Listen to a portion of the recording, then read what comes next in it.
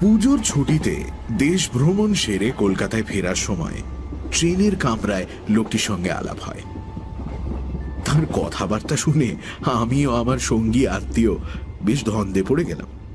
ভদ্রলোকের হাবভাব দেখে মনে হয় তার সাথেই সলা পরামর্শ করে বিশ্ববিধাতা সমস্ত কাজ করে থাকেন। এই যে রাশিয়ানরা এত দূরে এগিয়ে এসেছে, ইংরেজদের এত রকম গোপন মতলব রয়েছে, আর দেশীয় রাজারা নিজেদের মধ্যে কি ঘোট পাকাচ্ছে, এসব বিষয় না জেনেই বরং আমরা নিশ্চিন্ত ছিলাম। আমাদের অজ্ঞতা দেখে ভদ্রলোক হেসে বললেন, There are more things in heaven and earth, Horatio, than are reported in your newspapers. এই প্রথম বাড়ি থেকে বেরোচ্ছি। এরকম মানুষের সঙ্গে আমাদের আগে কখনো আলাপ হয়নি, তাই তার রকম সকম দেখে আমরা সত্যি অবাক হয়ে গেলাম। সব বিষয়েই তিনি সমান সাবলীল। এই মুহূর্তে বিজ্ঞান নিয়ে কথা বলছেন, তো পর মুহূর্তেই বেদের প্রাঞ্জল ব্যাখ্যা করছেন, আবার তারপরের মুহূর্তেই গড়গড়িয়ে ফার্সি বয়ে তাউড়ে তাক লাগিয়ে দিচ্ছেন। আমার এবং আমার সঙ্গী আত্মীয়ের এই তিন বিষয়ে বিন্দুমাত্র জ্ঞান না থাকার ফলে এই সহযাত্রীর প্রতি আমাদের শ্রদ্ধা ভক্তি চড়চড়িয়ে বাড়তে লাগলো। আমার আত্মীয়টি আবার থিওসফিস্ট, অতিপ্রাকৃতিক জিনিসপত্রের প্রতি তার ঝোঁক একটু বেশি। তার ক্রমশ ধারণা হলো আমাদের এই সহযাত্রী ঐশ্বরিক ক্ষমতার অধিকারী, কোনো এক অপূর্ব ম্যাগনেটিজম বা দৈব শক্তি অথবা সূক্ষ্ম শরীর অথবা ওরকমই কিছু একটা ক্ষমতা উনি রপ্ত করেছেন। তাই তিনি তন্ময় হয়ে তার কথা শুনে যাচ্ছিলেন এবং যথাসম্ভব গোপনে নোট করে নিচ্ছিলেন। আমাদের অসামান্য সহযাত্রী বোধ হয় তা বুঝতে পেরে খুশি হলেন। ট্রেন জাংশন স্টেশনে এসে পৌঁছল। এখান থেকেই পরের ট্রেন ধরতে হবে। শুনলাম রাস্তায় কি একটা গোলমাল হওয়ায় পরের ট্রেন আসতে দেরি আছে। অগত্যা ওয়েটিং রুমে আশ্রয় নিতে হলো। আমি টেবিলের ওপর বিছানা পেতে ঘুমোবার তাল করছি, এমন সময় সেই সহযাত্রী ভদ্রলোকটি বললেন, একটা গল্প শুনবেন? জমাটি গল্প, শুনলে অবাক হবেন। তার বাগ্মিতার পরিচয় আগেই পেয়েছিলাম, তাই আর না করলাম না। অতঃপর তিনি গল্প শুরু করলেন। আমার আর সেই রাতে ঘুম এলো না। রাজ্য চালনা নিয়ে দু একটা বিষয়ে মতান্তর হওয়ায় আমি জুনাগড়ের কাজে ইস্তফা দিয়ে হায়দ্রাবাদের নিজাম সরকারের অধীনে চাকরি নিলাম।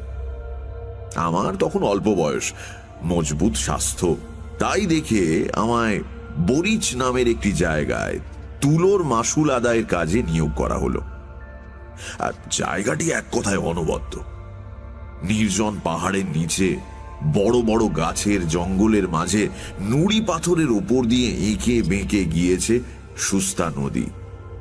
তার গতিবিধি এক দক্ষ নর্তকীর মতোই। প্রকৃতির বেঁধে দেয়া তালে সে পাথরের খাঁজ আর পথের বাঁকের মধ্যে দিয়ে এগিয়ে চলেছে। নদীর ধারে পাহাড়ের পাদদেশে ছিল এক শান বাঁধানো ঘাট, আর তার ওপরেই শ্বেত পাথরের প্রাসাদ। বরিচের হাট এবং গ্রাম সেখান থেকে দূরে। জায়গাটার শোভা বাড়ানোর দায়িত্ব যেন একা এই প্রাসাদের। আশেপাশে আর কেউ নেই, সে একাই মাথা তুলে দাঁড়িয়ে রয়েছে। প্রায় 250 বছর আগে এক পরাক্রমী সম্রাট ভোগ বিলাসের জন্য এই নির্জন জায়গায় প্রাসাদটি তৈরি করেন।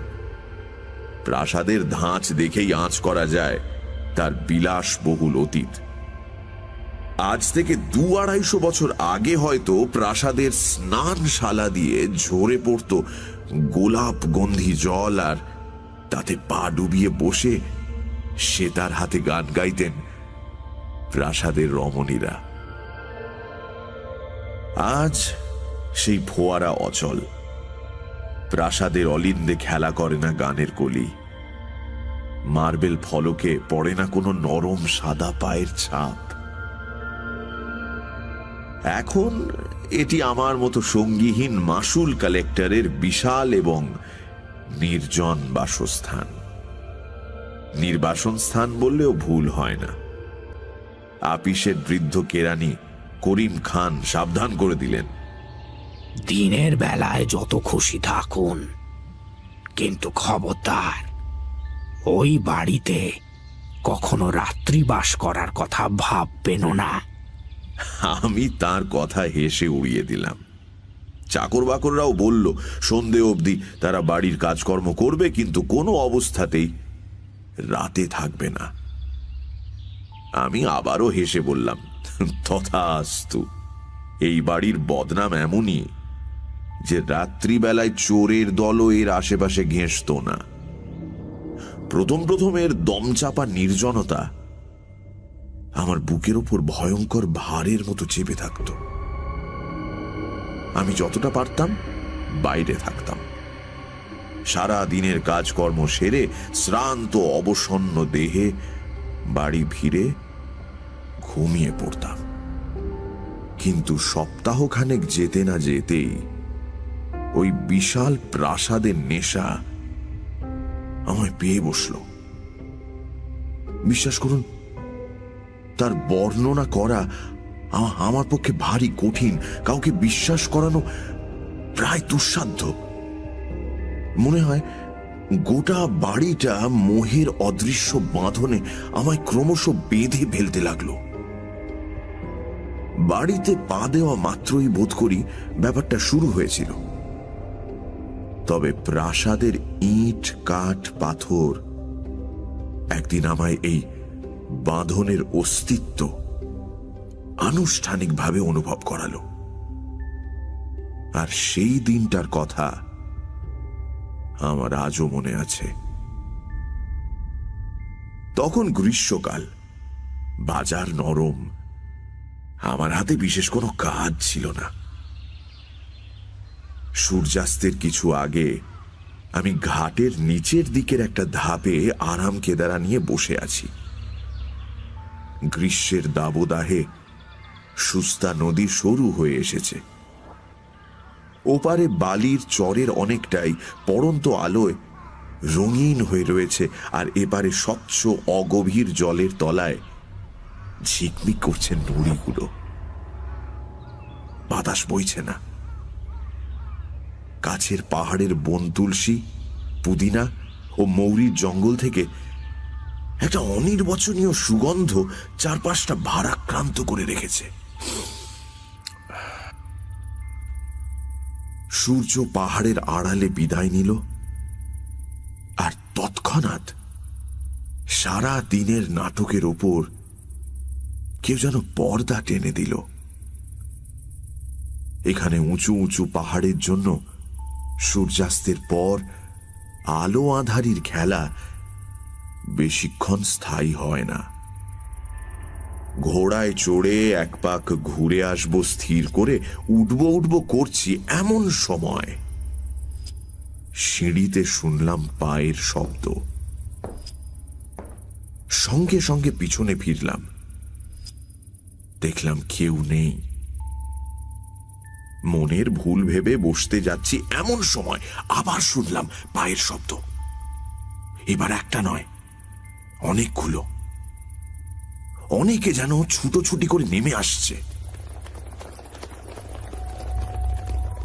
মনে একটা ভয়ের ভাব জন্ম নিল, আর তারপর সেই অনুভূতির সঙ্গে যুক্ত হলো একটা অচেনা রোমাঞ্চ। আমার চোখের সামনে কেউ ছিল না। সেই নিস্তব্ধ পাহাড়ের কোলে, সেই শান্ত নদী তীরে, সেই নির্জন প্রাসাদে ছিল না কোনো শব্দ।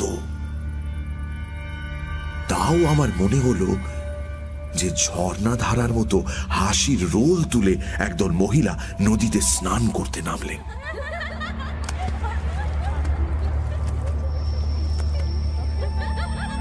আর আমার ঠিক পাশ দিয়েই গেলেন তারা, অথচ আমায় লক্ষ্য করলেন না। সেই মহিলারা যেমন আমার চোখে অদৃশ্য ছিলেন, আমিও তাদের কাছে সেরকমই অদৃশ্য রইলাম।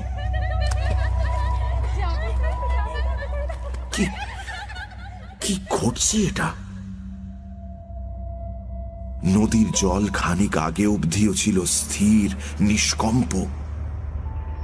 এবার বোধ হল সুস্তার শান্ত জলে আলোড়নের সৃষ্টি হয়েছে। কেউ বা কারা যেন দাপাদাপি করছে, আর তার ফলে বিক্ষুব্ধ হয়ে উঠছে জলের স্রোত। সখীরা হেসে হেসে পরস্পরের গায়ে জল ছুঁড়ে মারছে। তাদের পায়ের দামাল আঘাতে মুক্তোর মতো ছড়িয়ে ছিটিয়ে পড়ছে জল। আমার মনে হলো, কি হচ্ছে এটা? আমার বুকে কাঁপুনি ধরল। সেটা ভয়ের না কৌতূহলের ঠিক বলতে পারবো না। বড় ইচ্ছে হলো ভালো করে দেখি, কিন্তু সামনে দেখার মতো কিছুই ছিল না। একবার ভাবলাম কান পাতলেই শুনতে পাবো তাদের কণ্ঠস্বর, কিন্তু জঙ্গলের ঝিঝির রব ছাড়া আর কিছুই শুনতে পেলাম না। মনে হলো আমার সামনে ২৫০ বছরের পুরনো কালো পর্দা ঝুলছে। ভয় মেশানো ইচ্ছে হলো তার একদিক তুলে দেখি কি হচ্ছে ভেতরে। হয়তো সেখানে বসেছে সভা,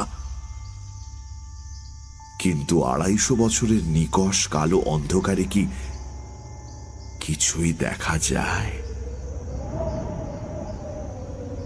হঠাৎ হু হু করে হাওয়া দিয়ে ওঠায় গুমোট ভাবটা কেটে গেল। দেখলাম নদীর স্থির জল যেন কোনো এক অপ্সরীর ঘন কালো চুলের মতো কুঁচকে গিয়েছে।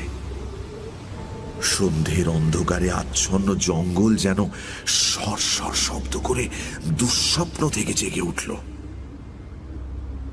যাই হোক, অতীতের কোল থেকে উঠে আসা যে ২৫০ বছর বয়সী মরীচিকা আমার চোখের সামনে জেগে উঠেছিল, তা হঠাৎই মিলিয়ে গেল। যারা দেহহীন দ্রুত পায়ে শব্দহীন হাসি হাসতে হাসতে আমার পাশ দিয়ে গিয়ে সুস্তার জলে ঝাঁপ দিয়ে পড়েছিল, তারা ভিজে আঁচলের জল নিংড়ে আমারই পাশ দিয়ে আর উঠে গেল না। বাতাসে যেমন আচমকা গন্ধ উড়িয়ে নিয়ে যায়, বসন্তের এক নিঃশ্বাসে তারা তেমন করেই উড়ে চলে গেল। উড়ে চলে গেল তারা। এবার আরেকটা আশঙ্কা মাথা চাড়া দিল। এই নির্জনতার সুযোগ নিয়ে আমার ঘাড়ে কি কবিতার দেবী ভর করলেন? আমি খেটে খাওয়া মানুষ, তুলোর মাসুল আদায় করে পেট চালাই। কবিতার দেবী ঘাড়ে চাপলেই সর্বনাশ। ভাবলাম ভরপেট খেলে এর প্রতিকার উপশম দুই হবে। খালি পেটেই নানা রকম রোগ এসে চেপে ধরে। খানসা আমাকে ডেকে ওই তেল ঘি মশলায় ভরপুর মোগলাই খাবার তৈরি করার হুকুম দিলাম।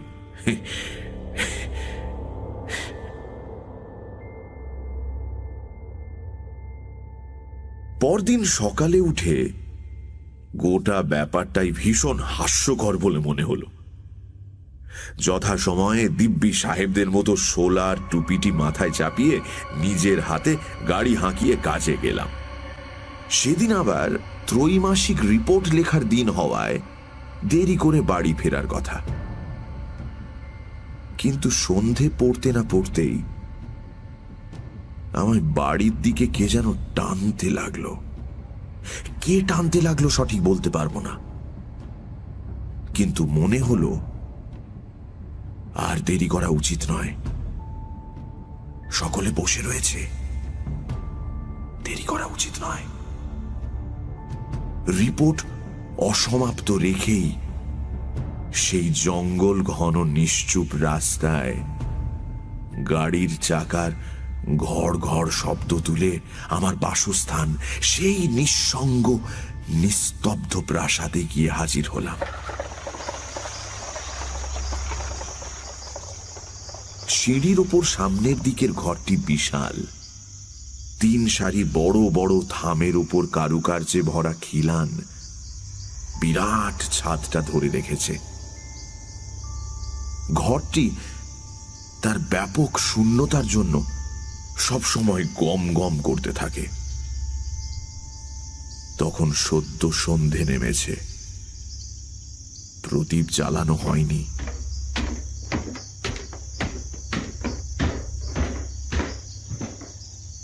দরজা ঠেলে ঘরে ঢুকলাম, আর সঙ্গে সঙ্গে মনে হলো ঘরের মধ্যে তুমুল হট্টগোল লেগেছে। সভা ভেঙে চারিদিকের দরজা জানালা, ঘর, পথ, বারান্দা দিয়ে কে কোন দিকে পালালো তা ঠিক নেই। আমি আবারও কোথাও কিছু না দেখতে পেয়ে অবাক হয়ে দাঁড়িয়ে রইলাম। এক অদ্ভুত আবেশ আমার গোটা শরীরে ছড়িয়ে পড়ল, আর নাকে এলো বহু বছরের পুরনো তেল আর আতরের গন্ধ।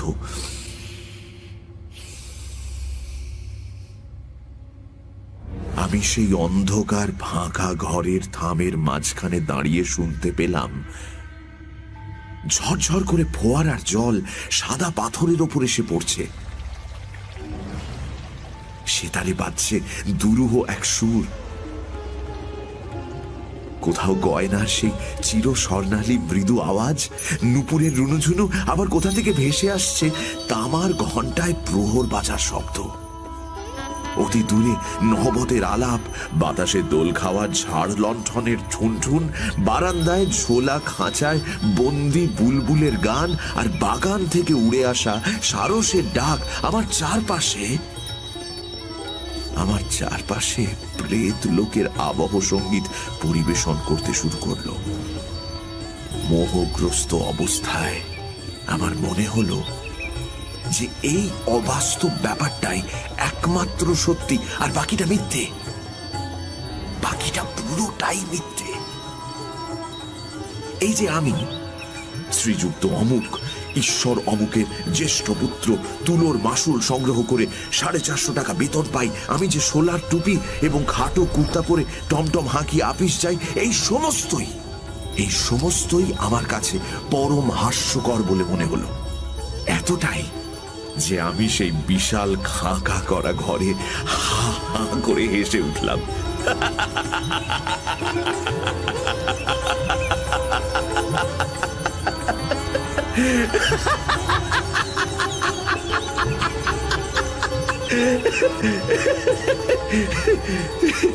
আর তখনই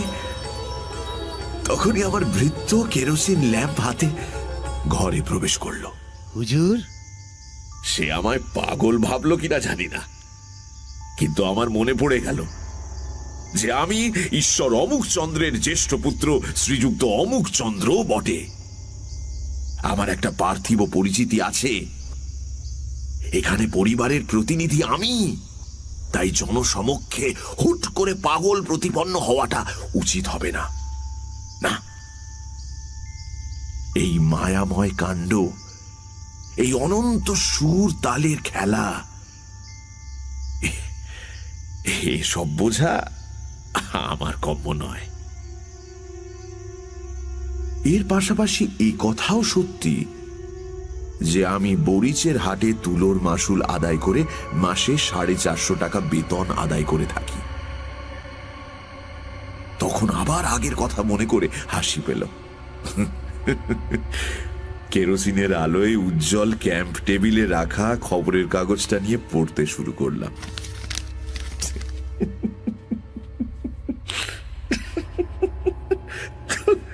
তখনও আমার হাসির দমক থামেনি।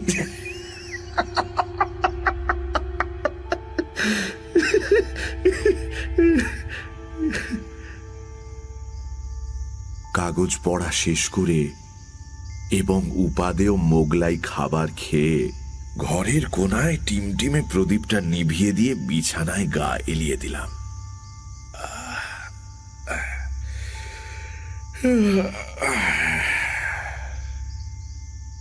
আমার সামনের খোলা জানালা দিয়ে দূরে দেখা যাচ্ছে অরালি পর্বত।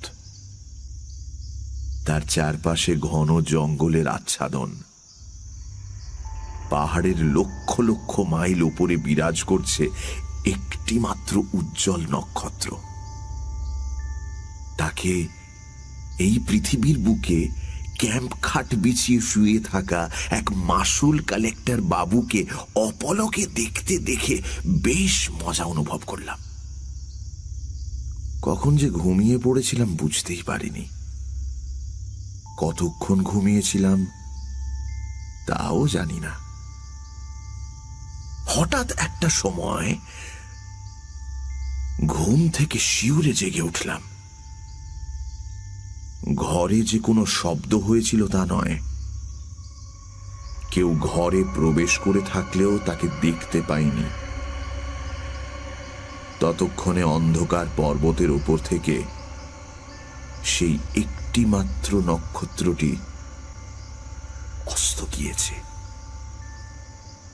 কৃষ্ণপক্ষের ক্ষীণ চাঁদের আলো ঘরে প্রবেশ করছে। অনধিকার প্রবেশ করে সে যেন রীতিমতো লজ্জিত।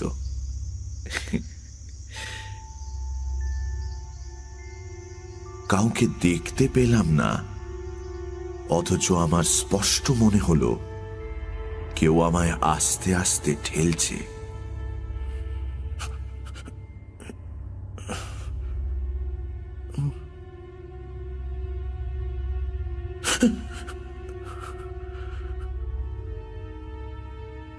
আমি জেগে উঠতেই সে কোনো কথা না বলে নিজের আংটি পরিহিত 5টি আঙুল আমার সামনে খেলিয়ে অতি সাবধানে তাকে অনুসরণ করার নির্দেশ দিল। আমি মন্ত্রমুগ্ধের মতো অত্যন্ত চুপি চুপি উঠলাম। আমি ব্যতীত অগুন্তি জানালা দরজা ফাঁক ফোকর ঘর বিশিষ্ট প্রকাণ্ড এক প্রাসাদে আর কোনো জনপ্রাণী না থাকলেও আমার কিন্তু প্রতি পদক্ষেপে ভয় করতে লাগলো, প্রচন্ড ভয়। পাছে কেউ জেগে ওঠে। প্রাসাদের অধিকাংশ ঘর বন্ধ থাকত। আমি সেখানে কোনোদিনও যাইনি। সে রাতে চুপি সারে প্রায় নিঃশ্বাস বন্ধ রেখে অদৃশ্য আহ্বানকারিণীকে অনুসরণ করে আমি যে কোথায় যাচ্ছিলাম আজও তা নিশ্চিত বলতে পারি না। কত সরু অন্ধকার রাস্তা, কত লম্বা বারান্দা, কত গম্ভীর নিস্তব্ধ সুবিশাল সভাঘর, কত গোপন পরিসর পেরিয়ে যেতে লাগলাম তার কোনো ঠিক নেই। অবয়বহীন দূতিটিকে, অর্থাৎ সেই নারী মূর্তিকে দেখতে পাইনি ঠিকই, কিন্তু তার চেহারা আমার মানুষ চক্ষে ভেসে উঠল। আরব রমণী, ঝোলা আস্তিনের ভেতর দিয়ে তার শ্বেত পাথরের মতো টকটকে ফর্সা নিটোল হাত দেখতে পাচ্ছি। টুপির প্রান্ত থেকে মুখের ওপর পর্যন্ত রয়েছে একটি সূক্ষ্ম আবরণ। কোমরে বাঁকা ছুরি বাঁধা। মনে হল আরব্য উপন্যাসের সহস্র রজনীর একটি আজ উপন্যাসের দেশ থেকে উড়ে এসেছে। আমি যেন রাতের আঁধারে ডুবে থাকা বাগদাদের রাস্তা ধরে হাঁটছি। আশপাশে আলোর লেশমাত্র নেই, আর আমি বেরিয়েছি এক বিপজ্জনক অভিসারে। আচমকা আমার দূতি একটা ঘন নীল পর্দার সামনে থমকে দাঁড়িয়ে যেন নিচের দিকে আঙুল দিয়ে দেখালো। নিচে কি ছিল না বুঝলেও ভয়ে আমার বুকে হিম স্রোত বয়ে গেল। আমি অনুভব করলাম সেই পর্দার সামনে মাটির উপর জরির কাজ করা রেশমের আলখাল্লা পরে বসে রয়েছে এক কৃষ্ণাঙ্গ ব্যক্তি। তার কোলের উপর খোলা তলোয়ার, দুপা মাটিতে ছড়িয়ে সে ঢুলছে। আমার রহস্যময়ী দূতি সহজেই তার দুপা ডিঙিয়ে পর্দার একটা প্রান্ত তুলে ধরল। ভিতরে একটি ঘরের সামান্য অংশ চোখে পড়ল। তক্তপোষের ওপর কেউ একজন বসে আছেন। কে দেখা গেল না, শুধু দেখলাম জাফরান রঙের ফুলে ফেঁপে থাকা পাজামা পরা একজোড়া পায়ের নিচের অংশটুকু, জরির পাকানো নাগরাই পরা সুন্দর দুটি পা গোলাপি মখমলের আসনের উপর অলসভাবে বিরাজ করছে। মেঝের এক পাশে নীলাভ স্ফটিকের পাত্রে কতগুলো আপেল, নাশপাতি, নারঙ্গি ও প্রচুর আঙুরের গুচ্ছ। তার পাশে দুটো ছোট পেয়ালা এবং একটি স্বর্ণাভ মদিরার কাচপাত্র অতিথির জন্য অপেক্ষা করছে। ঘরের ভেতর কোথাও একটা ধূপ জ্বলছিল মনে হয়।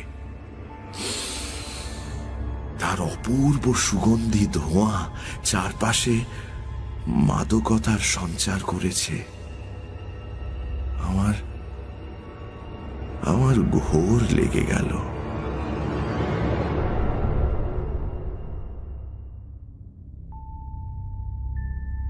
আমি দুরু দুরু বক্ষে যেই না সেই ঢুলন্ত কৃষ্ণাঙ্গ পাহারাদারের ছড়িয়ে থাকা দুপা টপকাতে গেছি, অমনি সে চমকে জেগে উঠল, আর তার কোলের ওপর রাখা সেই খোলা লকলকে তলোয়ার সশব্দে মাটিতে পড়ে গেল। আচমকা একটা বিকট চিৎকার শুনে ধরপড়িয়ে উঠে দেখলাম যে ক্যাম্প খাটের ওপর বসে আছি। আমার গা ঘেমে সপ করছে। ভোরের আলোয় কৃষ্ণপক্ষের অর্ধেক চাঁদটাকে ফ্যাকাশে দেখাচ্ছে। রাত জাগার ক্লান্তিতে তার শরীর ভেঙে আসার জোগাড়। শুনতে পেলাম বদ্ধ পাগল মেহের আলী রোজকার মতো ভোরের জনশূন্য রাস্তায় চিৎকার করে হেঁটে চলেছে।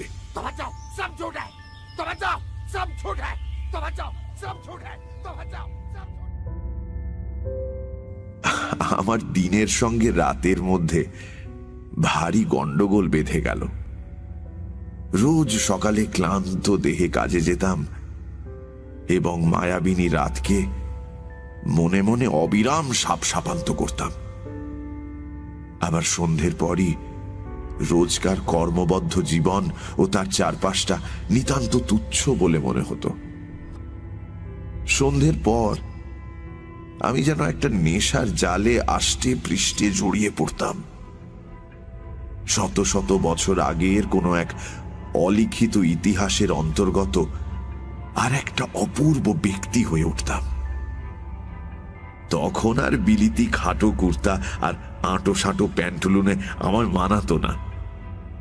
তখন আমি মাথায় তুলে নিতাম টকটকে লাল মখমলের ফেজ, ঢিলে পাজামা, ফুল কাটা অঙ্গাবরণ আর রেশমের লম্বা ঢিলে চোগা পরে রঙিন রুমালে আতর মাখিয়ে বহু যত্নে সাজসজ্জা করতাম।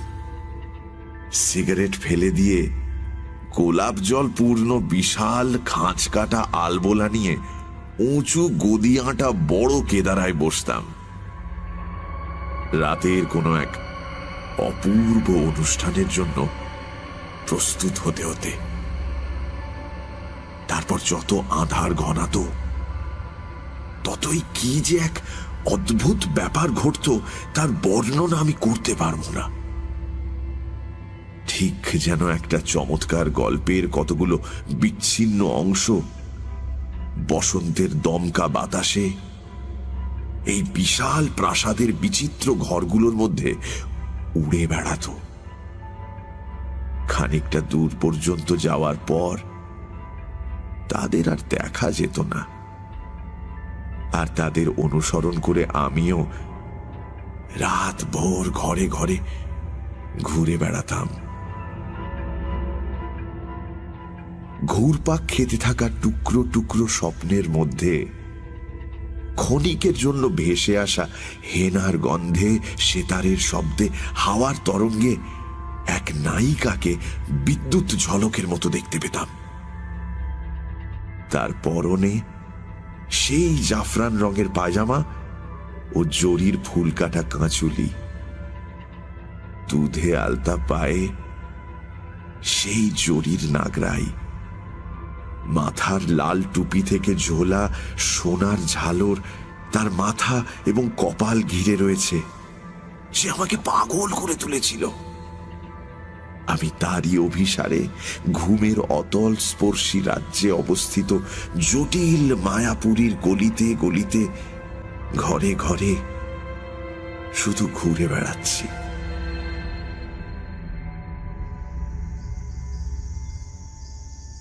একদিন সন্ধে বড় আয়নার দুদিকে দুটি বাতি জ্বালিয়ে যত্ন সহকারে বাদশাহের মতো সাজসজ্জা করছি। হঠাৎ দেখতে পেলাম আয়নায় আমার ছায়ার পাশেই ক্ষণিকের জন্য সেই তরুণীর ছায়া। সে নাটকীয়ভাবে নিজের ঘাড় বেঁকালো, ঘন কালো চোখে ফুটিয়ে তুলল বেদনার ইঙ্গিত। তার সুন্দর ঠোঁট দুটি ঈষৎ নড়ে উঠল। একটা অজানা ভাষা ফুটে উঠেও অব্যক্ত রইল। নিমেষের মধ্যে তরুণীর ছায়াটি উপর দিকে উঠে গেল নাচের ছন্দে। তারপরই বেদনা, বাসনা, বিভ্রম আর হাসির একটা অভূতপূর্ব মিশ্রণ চারপাশে ছড়িয়ে মিলিয়ে গেল। সে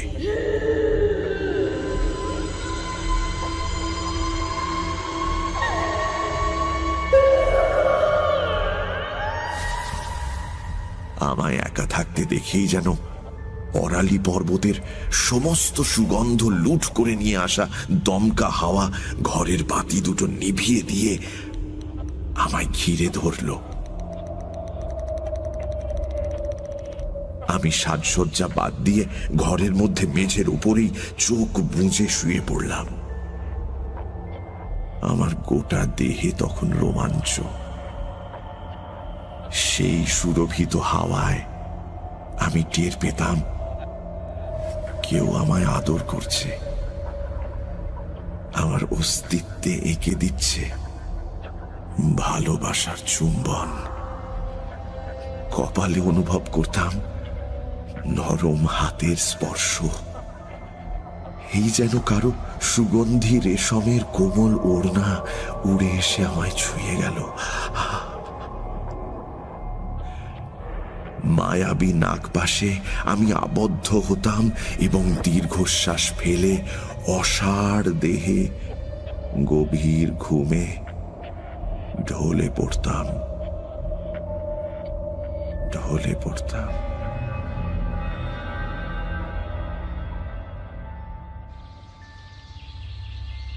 একদিন দুপুরে ঠিক করলাম ঘোড়ার পিঠে চড়ে বেরোবো, কিন্তু কে যেন আমায় বারবার নিষেধ করতে লাগলো।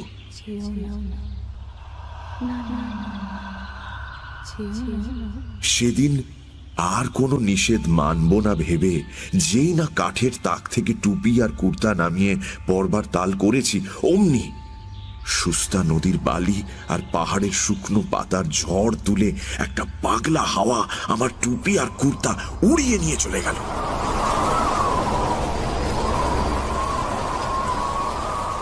হাওয়ার দমকের সঙ্গী ছিল একটা ভীষণ মিষ্টি হাসি। হাওয়ায় আমার জিনিস উড়তে দেখে সেই হাসি যেন আরো পেয়ে বসল।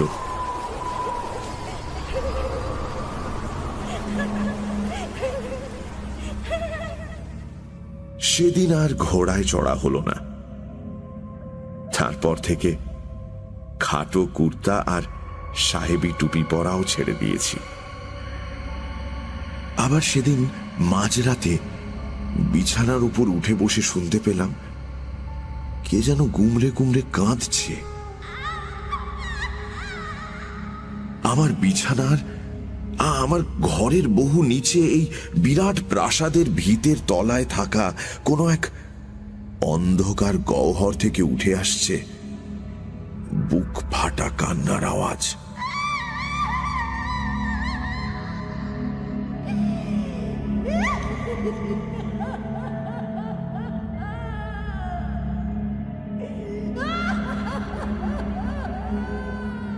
অন্ধকারও অশ্রু সজল হতে পারে। সেই আধভেজা অন্ধকারে আমায় যেন কেউ কেঁদে কেঁদে বলছে, তুমি আমাকে উদ্ধার করে নিয়ে যাও। কঠিন মায়া, গভীর ঘুম আর নিষ্ফল স্বপ্নের সমস্ত দরজা চুরমার করে আমায় নিয়ে যাও। তুমি আমি ঘোড়ার পিঠে চড়ে নিরুদ্দেশে পাড়ি দেব। আমায় বুকের কাছে শক্ত করে চেপে ধরে বন জঙ্গল পাহাড় নদী অতিক্রম করে আমায় নিয়ে চলো সূর্যের আলোয় সজ্জিত তোমার ঘরে। উদ্ধার করো, আমায় উদ্ধার করো।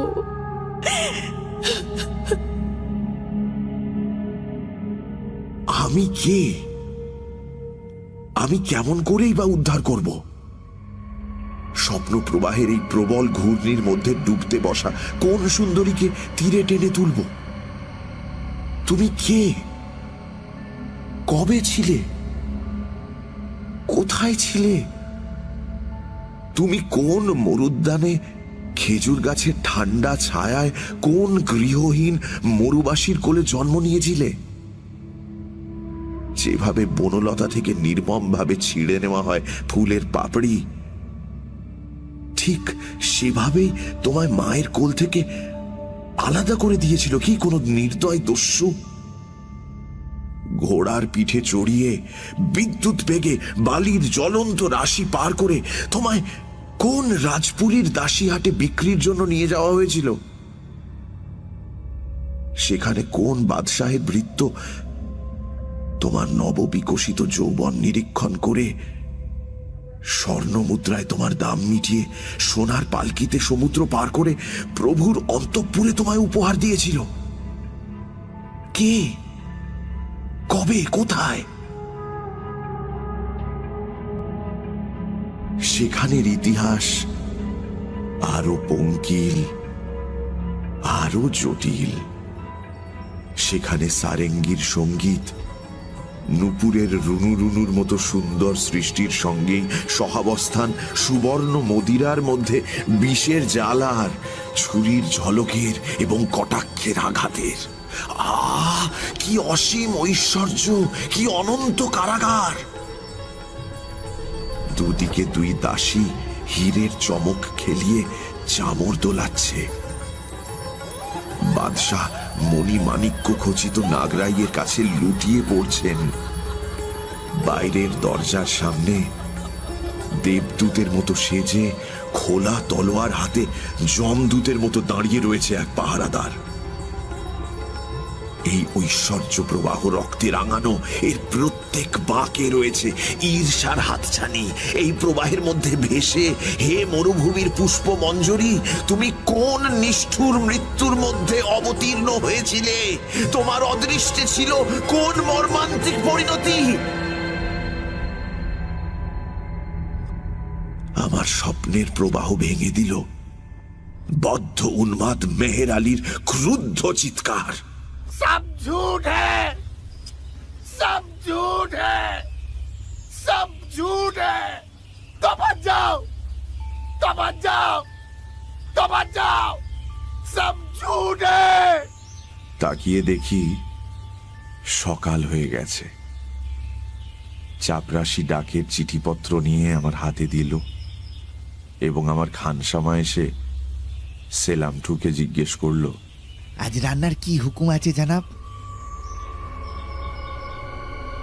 আমি সিদ্ধান্ত নিলাম না, এই বাড়িতে আর থাকবো না। সেদিনই জিনিসপত্র গুটিয়ে আপিস ঘরে গিয়ে উঠলাম। বৃদ্ধ কেরানি করিম খাঁ আমায় দেখে ঈষৎ হাসলেন। বিরক্তিতে সারা গা জ্বলে গেল, কিন্তু তার হাসির যোগ্য জবাব না দিয়েই কাজের মধ্যে নিজেকে ডুবিয়ে দিলাম। কিন্তু অবাক হয়ে অনুভব করলাম বেলার সঙ্গে পাল্লা দিয়ে বাড়ছে আমার অন্যমনস্কতা। কোথাও একটা যাওয়ার তাড়া আমায় কুরে কুরে খেতে শুরু করল। তুলোর হিসেব আমার কাছে অপ্রয়োজনীয় হয়ে পড়ল। নিজামের নিজামাতেরও তেমন কোনো মূল্য আর রইল না। আমার বর্তমান তখন নিতান্তই অর্থহীন। কোথাও একটা যাওয়ার তাড়াটাও তখন অসহনীয় হয়ে উঠেছে। আমি হিসেবের খাতা অবজ্ঞা ভরে বন্ধ করে কলম ছুঁড়ে ফেলে দিলাম। তারপর সেই প্রাসাদের উদ্দেশ্যে টমটম হাঁকালাম সবেগে।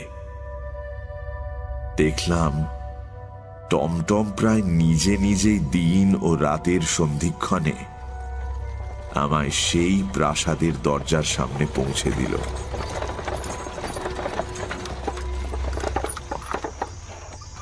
আমি একসাথে 2-3টে সিঁড়ি ভেঙে উঠে ঘরের মধ্যে প্রবেশ করলাম।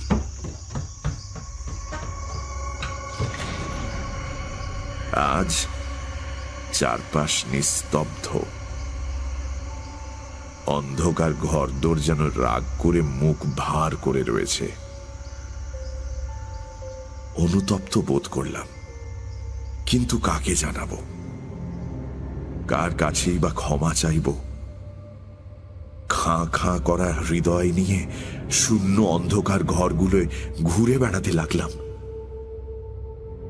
ইচ্ছে করলো হাতে একটা বাদ্যযন্ত্র নিয়ে কাউকে উদ্দেশ্য করে গানের ভাষায় বলি, হে বন্যী, যে পতঙ্গ তোমায় ফেলে পালাবার চেষ্টা করেছিল সে আবার মরতে এসেছে তোমার কাছে, তাকে ক্ষমা করো, তাও তার 2 পাখা পুড়িয়ে ভস্ম করে দাও, হে বন্যী।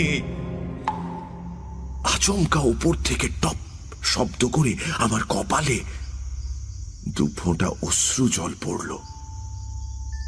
সেদিন অরালি পর্বতের উপরটা ঢেকে দিয়েছিল কালচে রঙের মেঘ। তাদের রকম সকম রীতিমতো ভীতিকর। অন্ধকারে ঢাকা জঙ্গল আর সুস্তার কালো জল মিলে একটা ভয়ঙ্কর চিত্রনাট্য বাস্তবে পরিণত হওয়ার জন্য অপেক্ষা করছিল।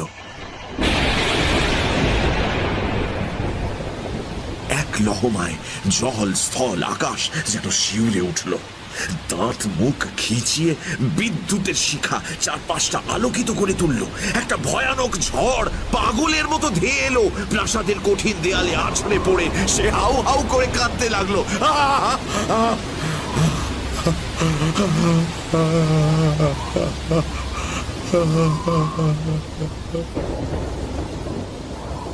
আজ চাকর বাকররা আপিস ঘরে ছিল, তাই এখানে আলো জ্বালানোর জন্য কেউই ছিল না।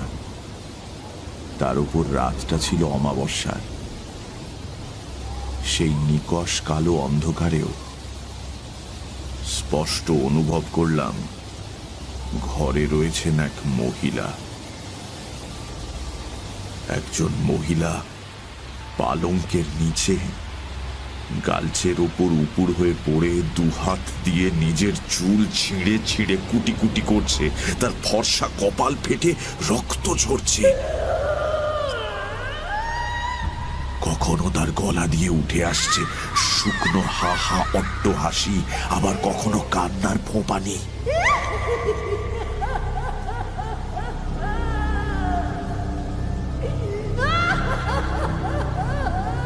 প্রচন্ড রাগের বশে সে নিজের পরনের পোশাক ছিঁড়ে ফেলছে। 2 হাতে মুঠো পাকিয়ে আঘাত, সজোরে আঘাত করছে নিজের বুকে।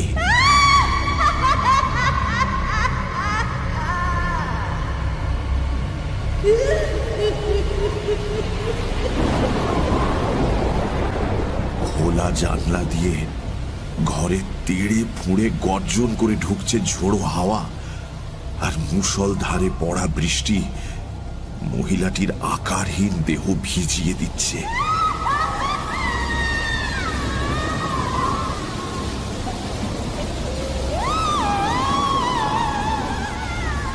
ঝড় সারা রাত চলল, আর তার সাথে সেই মহিলার কান্নাও। আমি এক বুক দুঃখ নিয়ে অন্ধকার ঘরে ঘুরে বেড়াতে লাগলাম। কোথাও কেউ নেই, কোথাও কেউ নেই। কাকে সান্ত্বনা দেব? এই প্রচন্ড অভিমান কার? এই অশান্ত আক্ষেপ কোথা থেকে মাথা তুলছে? এরকম একটা বিভ্রান্তিকর সময়ে পাগল আবার চিৎকার করে উঠল, सब झूठ है, सब झूठ है, सब झूठ है। तो बचाओ, तो बचाओ, तो बचाओ, सब झूठ है। ভোর হয়েছে। এই ঘোর দুর্যোগের দিনেও মেহের আলীর ছুটি নেই। সে যথারীতি প্রাসাদ প্রদক্ষিণ করে চিৎকার শুরু করেছে, तो बचाओ, तो बचाओ, तो बचाओ, सब झूठ है। আমার মাথায় হঠাৎ একটা চিন্তা খেলে গেল। এই মেহের আলীও হয়তো আমারই মতো এই প্রাসাদে একসময় বাস করেছিল। এখন পাগল হয়ে বেরিয়ে এলেও এই প্রাসাদ রাক্ষসের মায়াজাল থেকে মুক্তি পায়নি। তাই তো রোজ সকালে প্রাসাদ প্রদক্ষিণ করতে আসে।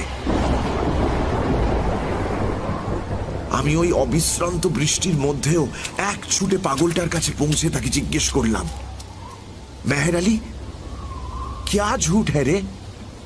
সে কথার জবাব না দিয়ে আমায় ঠেলে ফেলে দিল। सब झूठ है। অজগর সাপের মারণ আলিঙ্গনে আবদ্ধ ঘূর্ণায়মান পাখির মতো বাড়িরই চারপাশে ঘুরপাক খেতে শুরু করলো মেহের আলী। আর নিজেকে সতর্ক করার জন্যই বারংবার তার মুখ থেকে বেরিয়ে এলো সেই অতি পরিচিত চিৎকার, सब झूठ है। तो बचाओ, तो बचाओ, तो बचाओ, सब झूठ है। আমি বৃষ্টি মাথায় নিয়ে পাগলের মতো ছুটলাম। আপিসে গিয়ে করিম খাঁ সাহেবকে ধরলাম, অনুরোধ করলাম সব খুলে বলার জন্য। সবটা বৃদ্ধের মুখে যা শুনলাম তার সারমর্ম এই: অনেক অতৃপ্ত বাসনা, ব্যভিচার, উন্মত্ত আবেগের প্রতীক ওই বাড়িটি। সেই সব নিষ্ফল কামনার অভিশাপে বাড়িটির প্রতিটি ইট, কাঠ, পাথর ক্ষুধার্ত, তৃষ্ণার্ত হয়ে আছে। কোন জ্যান্ত মানুষ পেলেই তাকে গ্রাস করার জন্য লকলকিয়ে ওঠে তারা। ওই বাড়িতে 3 রাত কাটানো ব্যক্তিদের মধ্যে একমাত্র মেহের আলী বেরিয়ে আসতে পেরেছে, আর কেউ তার গ্রাস এড়াতে পারেনি। আমি জিজ্ঞেস করলাম, আমার উদ্ধারের কি কোনো পথই নেই? বৃদ্ধ বললেন,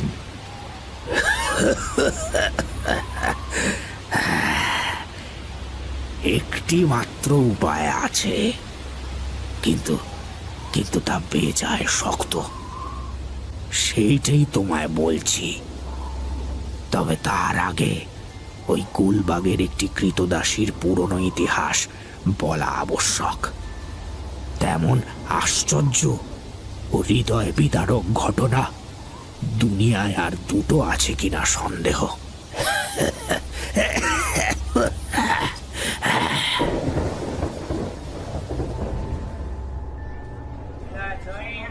করিম খাঁর বর্ণনা ছিল আমার অভিজ্ঞতার থেকেও বেশি আশ্চর্যের। গল্পের সূচনা হয় উত্তর প্রান্তের এক ধূ ধূসর মরুভূমির মাঝে। এক মিনিট। সহযাত্রী ভদ্রলোক নিঃশ্বাস নেওয়ার জন্য সামান্য থামলেন। এমন সময় কুলি এসে খবর দিল, ট্রেন আসছে। বাবু সাহেব, ট্রেন আসতেছে। এত তাড়াতাড়ি? জলদি বিছানাপত্র বাঁধতে না বাঁধতেই ট্রেন এসে হাজির হলো।